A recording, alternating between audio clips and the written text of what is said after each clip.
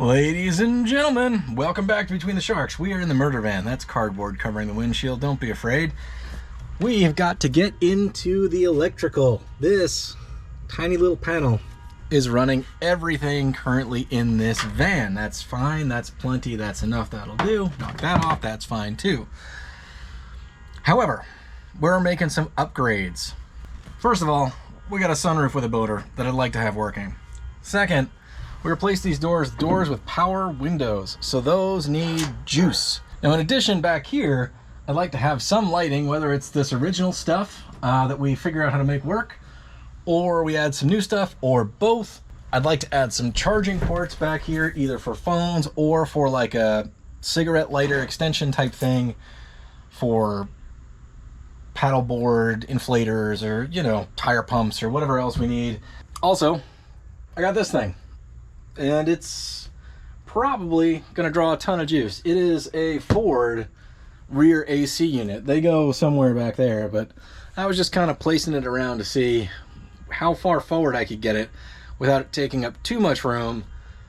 See if I wanted to do it, because putting AC under the dash up here is, I mean, there's really no room up there. So this also has an auxiliary heater on this side, which for heating the back of the van, that might be pretty cool.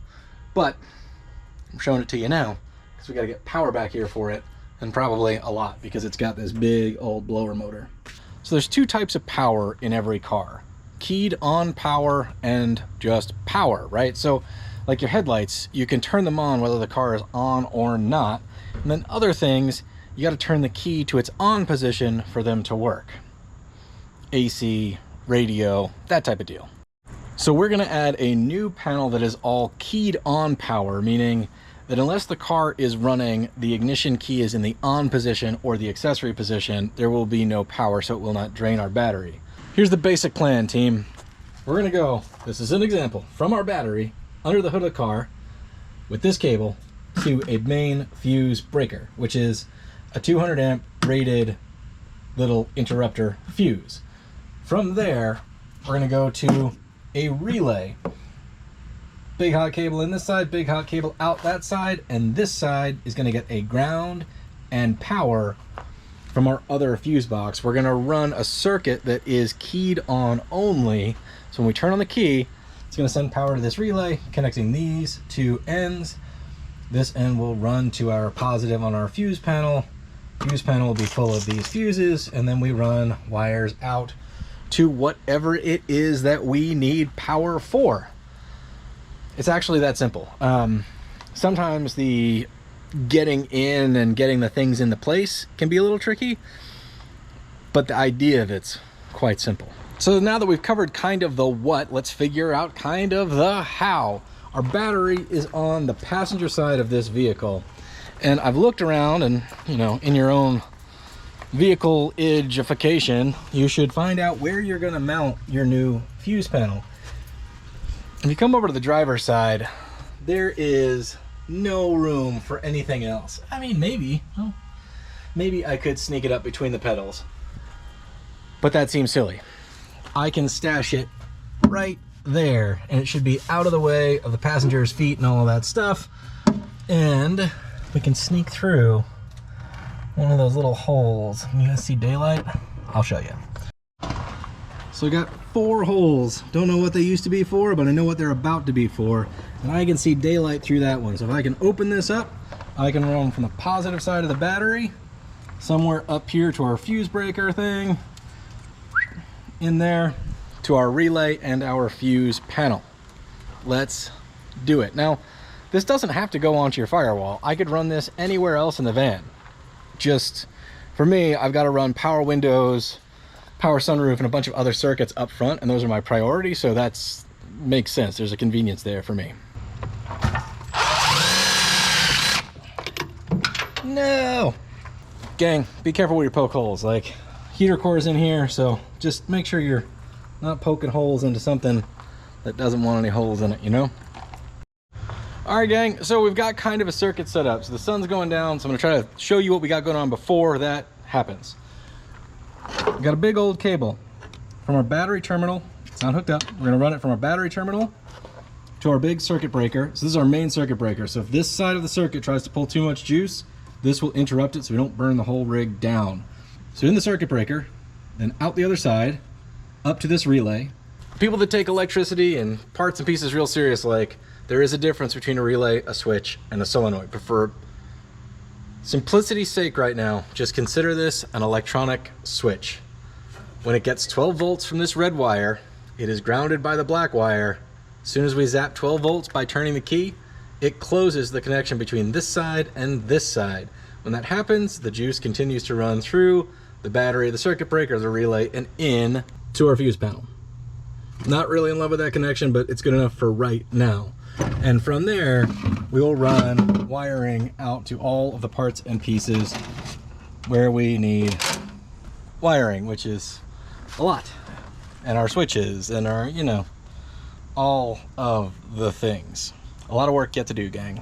A lot of work yet to do. So the wiring is a bit of a to-do. You kind of have to run everything loose-ish and then tidy it all up later. So, simple plan. He said, losing confidence by the second.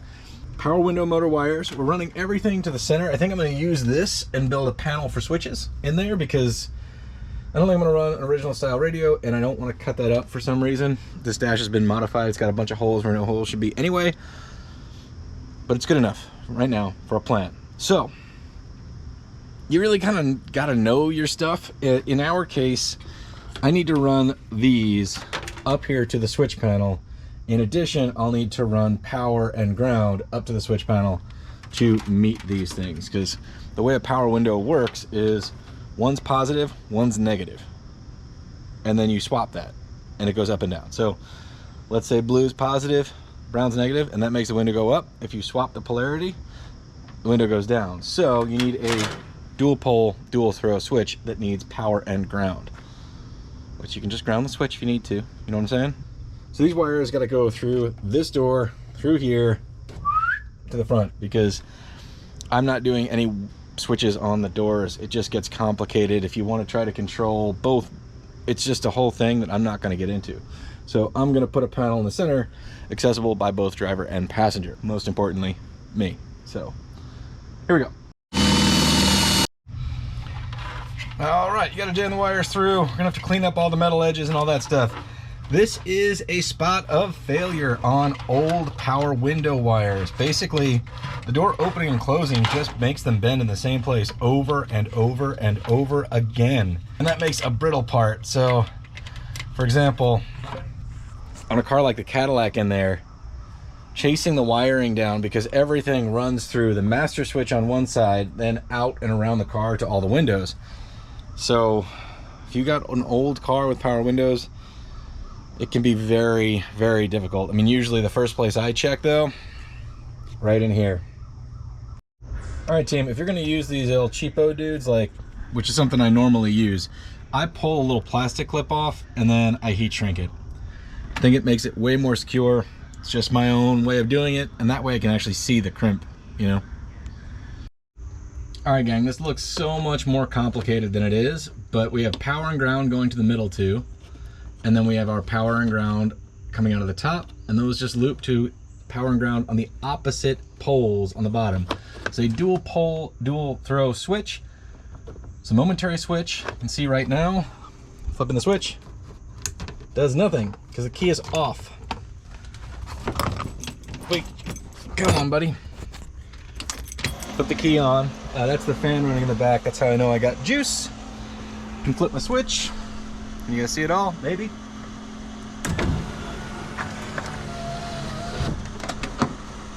So, I wish it was a momentary switch, but it's not. It's a click on, click off kind of deal. But it still works just fine. When I'm doing stuff like this, I really do prefer to kind of like go build the system at the little parts store if I can. God, I miss a Radio Shack.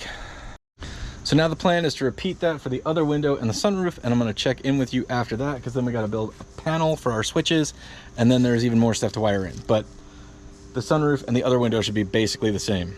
Gang, I've been at this an embarrassingly high number of hours at this point. I don't have a lot to show for it. It just takes forever. Drilling holes, running the wiring, trying to keep everything neat and tidy. But I got like 3 hours into this sunroof motor, and I had to take it apart, clean it out, get it all, you know, whatever, and I broke it. This little plastic chintzy piece right here broke. And it's a 99 to 2004 Land Rover sunroof motor, and they are not rare, but still not cheap. Like between 100 and 150 bucks that I'm not going to spend. So it's going to stay a manual sunroof for a while, which is a nice feature of these things. But I'm going to jam that back together, and then I got to build a plate because this needs to get done. Like done, because I'm done with it. Here's the plan, team. I'm going to take this faceplate. We're going to make an aluminum switch plate that will basically be the same size. Switches will go in here. And we can move on with our lives, for crying out loud. Guys, I have destroyed this place. Like, this plywood is supposed to be seat backs that are already supposed to be finished in the Model T. And it's become a collect-all table for junk. If that's not enough, like, this is bad, but the only way forward is through it. Got a big chunk of aluminum, got that marked out. Hopefully we're good. We good? Leave enough room? All right, I think so.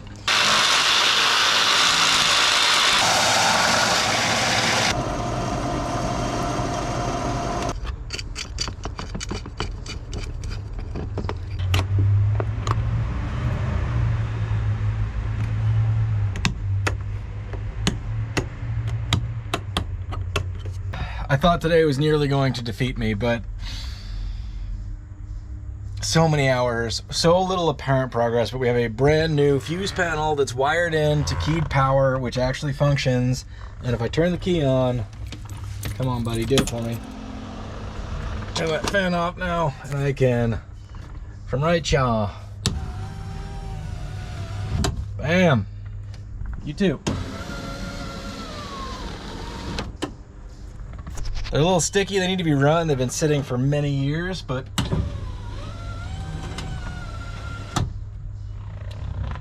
that's a pretty big victory. One of the things about a van like this, just, you know, power windows aren't my super jam, but from here with this doghouse, like, even if you're at a stoplight, leaning over to get that window is a trick. Like, I can scoot across the bench seat in the truck, but if it starts to pour or whatever and you're on the highway, this is actually, I'm really excited about this improvement. 9 times out of 10, I'll prefer mechanical manual windows just because they don't break and they don't, no hassle. But in this case, I see the thing. All right, I gotta clean up and regroup. If this is the end of the episode, thank you for watching, and please consider subscribing. And we'll see you next time on Between the Sharks, where we do more car something. And if it's not the episode, and if this is not the end of the episode, then I'll see you in like a few seconds when I figure out what we're doing next. Gang, Dog and I have been hanging out in here, puttering around, just sort of test fitting everything. I'm pretty good at planning stuff out in a drawing or visualizing it or whatever before I start, if I know what the goal is. This van is 99% of the driving is going to be like around town commuting, picking stuff up, throwing things in the back, that type of deal. Every once in a while we'll go on some kind of like adventure where the back is useful. Certain jobs I'll be able to use the back for work, not just for hauling stuff, but for like sort of a mobile office kind of thing. Dog will use it as a dog. So I just threw everything in here for spacing. Right now the spare tire's kind of hanging out right there by the dog. I've got the AC unit that I may or may not plumb in. It's got this spout-a-magoo. I guess we could build like a PVC duct system that would run it toward the front. I'm thinking about it. There's a lot of steps, compressors, lines, a lot of custom work that would have to get done that, you know, not really my bag, but I can see the utility. Plus this has an auxiliary heater box in it to heat the back half of the van, which, you know, again, I could see the utility of, so I'm gonna let that hold space right now. This is flipped, it normally goes over there. I threw this shelf unit back in, I peeled all the laminate off and took the aluminum drawer thingies out because I don't really have the glass anymore. I can see a utility in this, so I'm thinking about refinishing it, debating it. We'll see. Hung my chili pepper curtains back up just to see what they were all about, which I kind of like. and slide out the way. We can do that. I'm still contemplating the auxiliary battery thing. I'm a couple $100 of material for making that a reality. I have the inverter, but that's only one expensive part. So, you know, you need a good isolator setup with a good relay and a good marine battery, and we'll see. We'll see if we get there. I get the idea of it, but I'm concerned that if I don't use the system regularly, I'll just put a bunch of money into this thing and eventually just kill a battery over time that I never really use. I don't know if you guys can see it, but back there, there's a big old chase of wires. I found that when I took this shelving unit out, so I decided to like dive under the car and go have a look-see. So I found it. I guess when they de-fire trucked it, somebody just went in there and snipped all these things off. So if there was an alternate fuse box or whatever, it is gone.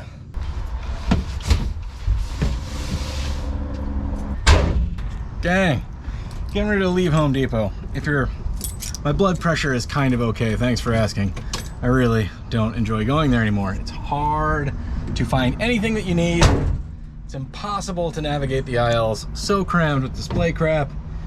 And as usual, we don't have everything we need because while they had the carpet in stock that I wanted to buy for the whole van, their carpet machine is broken. So we're gonna have to go back. But those are 4x8 sheets, man. This van's huge. And the utility of the van, you know, I like the fact that I can throw stuff in it, you know? So as we build out our adventure van, we are not turning it into a full-blown van life thing where all you can do is cram yourself into one corner unless you're sleeping. So anyway, let's get this thing showing the road. Guys, I have no idea where we are in space and time, but I got an espresso to get there even faster. So, all right, just got back from the Home Depot with probably like 32% of what we needed or even intended to get there. But first and foremost, we've got polyiso boards. It's a foam insulation. It's got these R ratings. We're running on 1/2 inch. It also has this foil barrier that in theory will create a radiant barrier, which is what we're going to use for the ceiling, which gets really, really hot in the sun, even though it's painted white, despite the fact that it's dirty enough to be basically black. I'm gonna try sticking this on with double stick tape because I've had mixed results with construction adhesive, honestly, in things that change temperature constantly and change humidity constantly. So I'm gonna try carpet tape, see how that goes. Now there's a lot of people that talk a lot about insulation for these vans, and honestly, I don't know what's best, but what I can tell you from my experience is this stuff has been in here since I've owned the van. It's probably been in here even longer than that. It's not terribly funky. It doesn't seem to be creating a condensation beer can effect. And the one section that came off behind the shelving unit, when I pulled the shelving unit off, it came with it. And there was actually a leak from a shore power inlet. This thing is leaking a little bit of water right behind the shelf. I'm gonna put a shore power inlet there. Why weld up the holes? But even back there, the walls of the van weren't rotting, so it seems to be handling moisture just fine. Is rock wool better? I don't know. Is spray foam better? I don't know. Personally, I don't like the permanence of spray foam. Once that stuff is stuck, boy, it's stuck. So we're doing this, so let's do this. Right, let's do that. Got a test piece, got some carpet tape. If I can jam this thing up here without totally destroying it, then maybe we have a method. I don't know. All right, let's see. Get stuck, buddy. I don't know if you guys have ever dealt with carpet tape, but it's pretty aggressive and it'll stick to a lot of stuff. The other thing I like about it is if this fails, which I don't think it will, but if it does, then I can clean this up with some acetone, basically. Gonna stick these on, and then we're gonna do some kind of headliner that's gonna be attached to these, hopefully further securing it in place. And yeah, we're starting here because it doesn't have that. So we gotta figure out what we're doing here. So, it's up there. Do you feel good about it?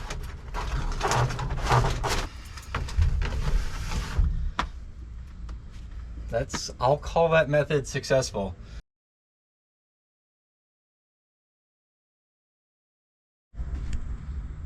Well, not the prettiest, tidiest job I've ever done, but it will do the trick.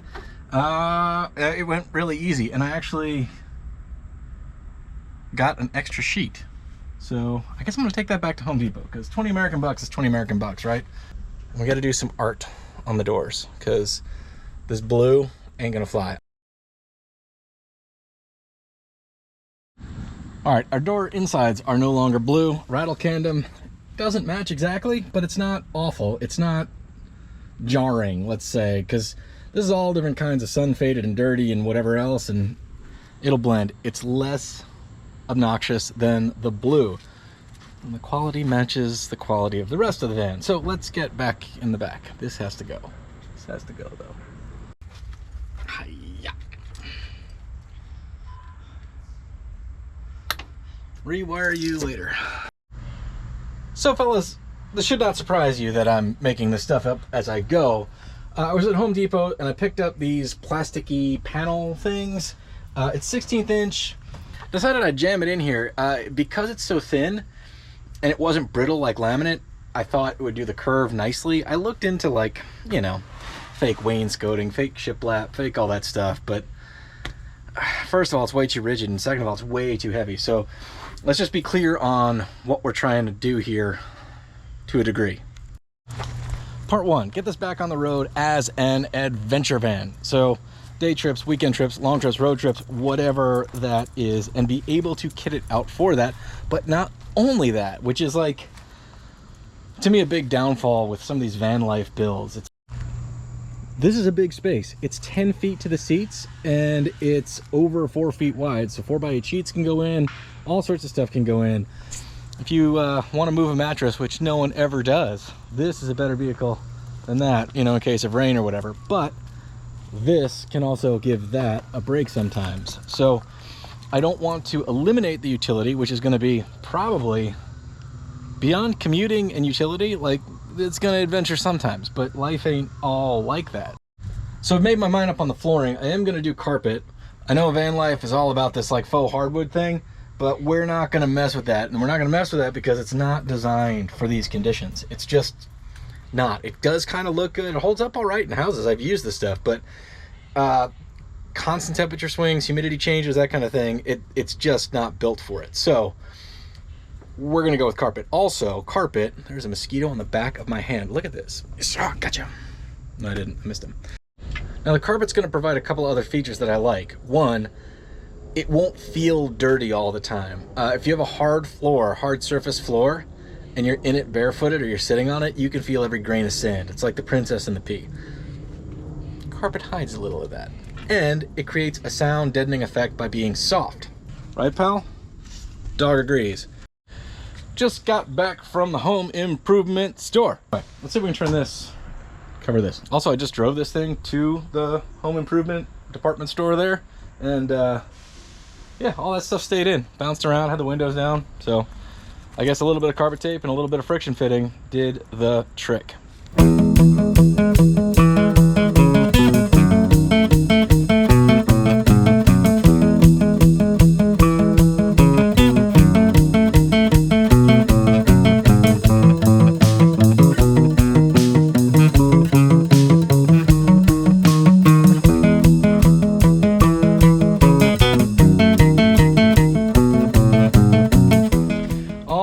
Team, I'm kind of just, where am I? Hello. So I'm powering through this because, like usual, I did not allot enough time for this project, but that's kind of my own mental gymnastics. If I waited till I had enough time to do stuff, I would never start doing anything. That's just, you know, how my hobbies work, you know what I'm saying? So I built panels from the back all the way till about here. I decided I'm gonna stain them. I got some deck stain laying around that, you know, I just bid on a sample piece here. And as much as I like the red color, and I also like the yellow color that this, you know, is native, I'm trying to do this whole van in sort of like red and this sort of saddle color and white, because it just looks kind of like, feels like a 70s LL Bean catalog, you know what I'm saying? So that's the vibe I'm digging, and that's the vibe I'm gonna go for, because I'm just not into the whole IKEA color palette, the whites and grays and all of that stuff that everybody's doing. Besides, it's a 70s van, so we're gonna jam on it without going like full boogie van, you know?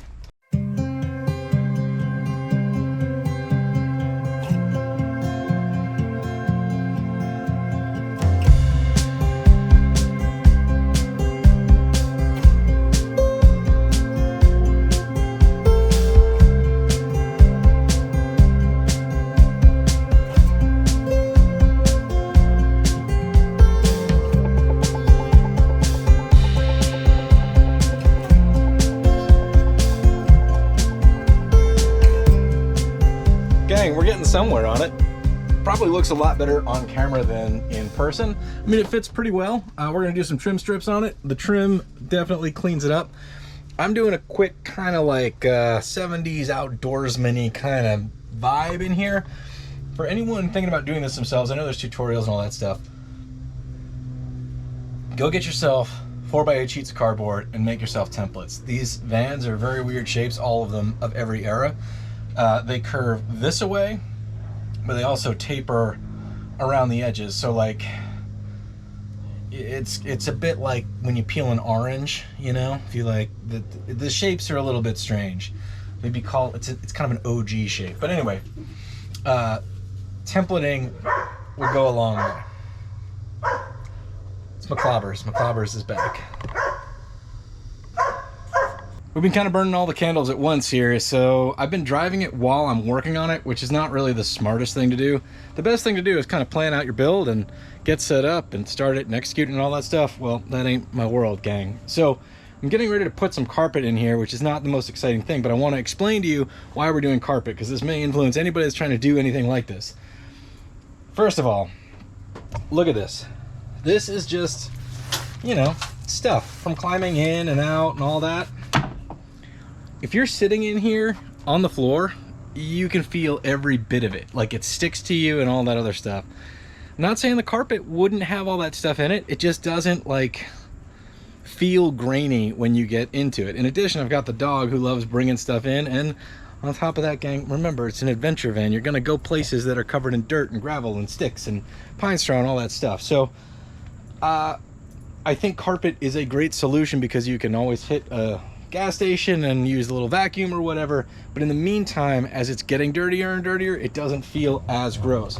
While this may be something that's very simple to sweep out, you're never gonna get it all out unless every time you get in the van you sweep away behind you, which, you know, it's impractical.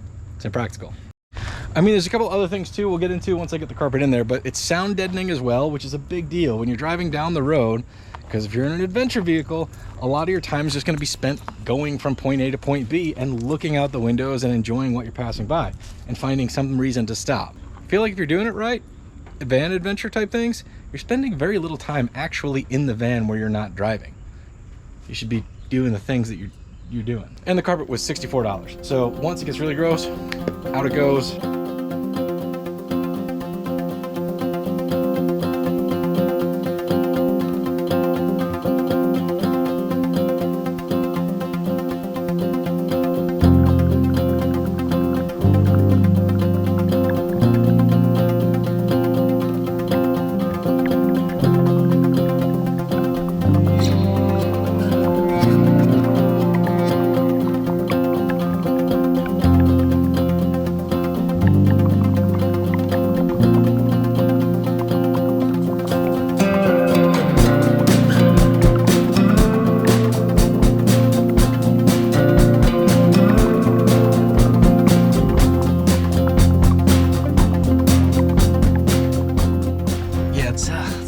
In here, in reality, kind of. It's like a nice warm glow, which is, you know, all you want. Headliner's done, cheap little fairy lights are in.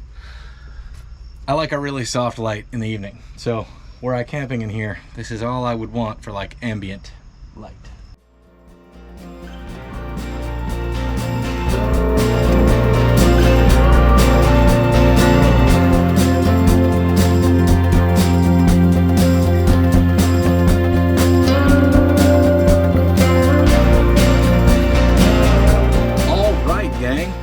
Kind of wrap it up here. Welcome to the murder van slash adventure van. I'm gonna give you a quick tour to show you the work that we've done, and I'll tell you what, pretty pleased with it.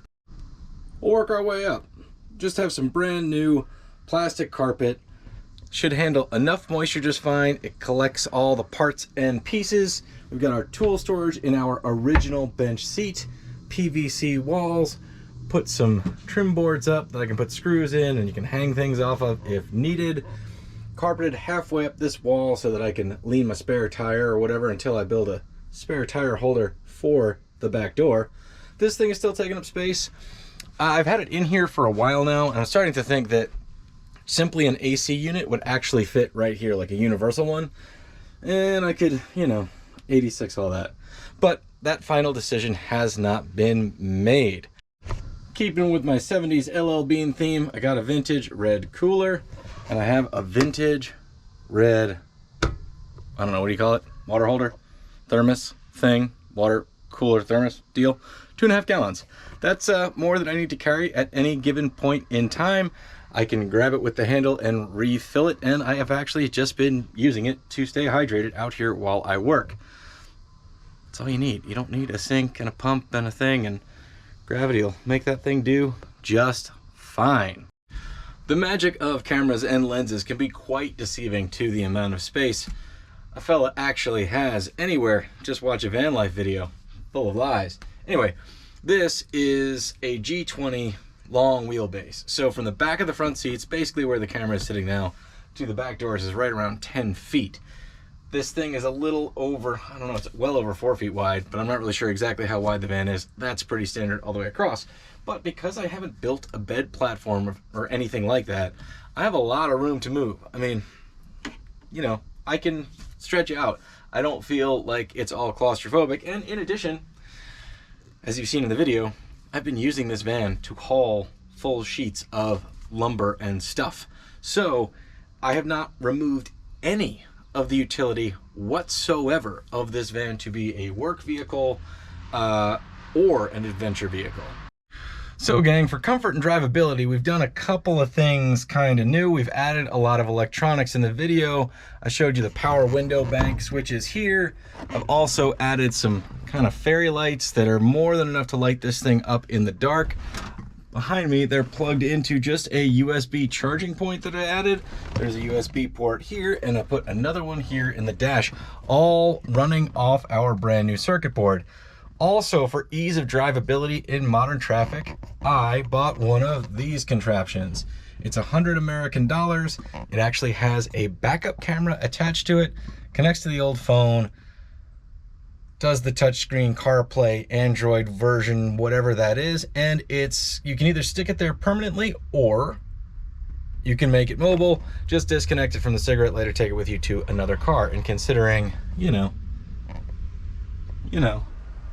So basically, this little electronic device gives me all of the hands-free modern razzmatazz without cutting up the dashboard. It's tied into the radio. It does all kinds of stuff. It's you know, in my opinion, a pretty great buy for $100 American, and does give you that around town navigation, and you can stick to the paper maps if you like while you're road tripping. It also came with this backup camera, which is pretty handy. Now, of course, we have a bunch of odds and ends we can continue to do and tinker on here. We're not looking for perfection, we're looking for a good time, you know? But the van's basically a set of tires away from being ready to go cross country again. We've got a new motor, our interior's kind of dolled up, we've updated our electronics, and it's nice and clean and spacious. We got a cooler, we got a water holder, and we are ready for a good time. As usual, thanks for watching Between the Sharks. If this was entertaining for you, please consider subscribing. It really does help me out. Sometime in the future, I do want to step through all the parts and pieces and compare the way that I've set this van up to the way the typical YouTube van life van is set up, and I will make the great big argument for all of this leftover space. But until then, good luck on your projects out there. We'll see you next time. We are due to get back on the Model T. A couple of you have asked, and I really appreciate that. We'll be doing that soon, so look out for those videos. And we still have a whole Mercury to build, and there's also a new car around here that you guys haven't even met yet that, guess what, also needs work. Anyway, thanks for watching Between the Sharks. Good luck on your projects. We will see you next time.